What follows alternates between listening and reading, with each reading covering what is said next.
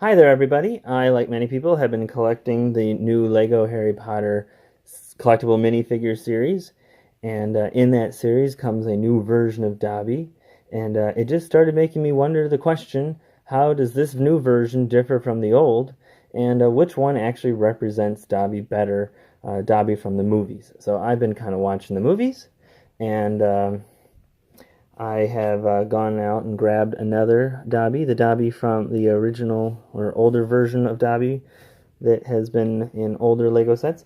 And to me, the choice is rather clear. There are, of course, many differences between the two Dobbies, and there was even an older version of Dobby where his eyes weren't painted. But let's just compare these two, for instance. The Obviously, this is the newer one from the Collectible Minifigure Series, and this is an older one from several Lego sets ago. The key differences are all mostly noted in the molded head.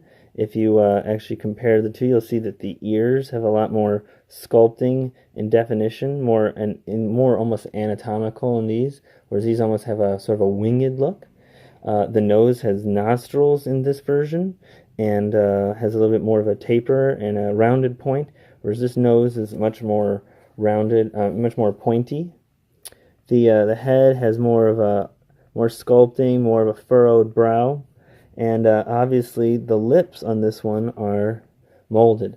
I personally much prefer this one. I think this looks a lot more like Dobby.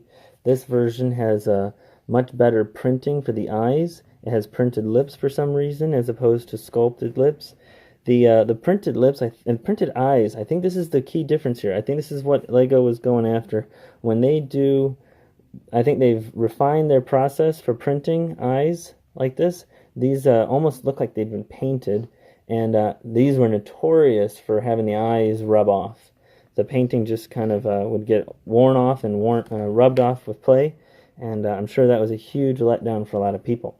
So I'm guessing that Lego went out of their way to make some modifications. This guy also just looks flat out creepy in almost every position, but I think that's much closer to the way Dobby was. He was not a handsome fellow. He has those eyes just kind of stare at you dead-like, and that might be one of the other big problems, other than the fact that the eyes always rub off. But that's kind of one of the things Lego keeps doing with the Simpsons sets. They have the bug eyes. They always give them this really blank stare. If they do the bug eyes, I don't quite understand why they're not able to create a little bit of a look or almost an emotion to the eyes. They always make them look very dead and just sort of blank starish.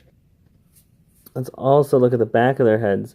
This poor fellow from the CMF series has a flat head syndrome. Everybody knows you're supposed to rotate your babies more often, not let them sleep on their backs that much. This guy's got a much more sculpted head. There's a little bit of a dome, a little bit of a looks like there's some brain, like the skull is actually anatomical. It seems almost even more sculpted, where there's little flat section, almost like somebody was working with clay when they formed this one, whereas this just looks so perfect practically that it's pretty much unbelievable to me. But I understand there's a lot of people that prefer the new one, and that's my big question then. Which of these two figures do you prefer better? Do you like the old Dobby or the newer Dobby? So let me know, and you kind of understand my choice. I like this guy. Which is your preference? Well, you guys have a good day and take care.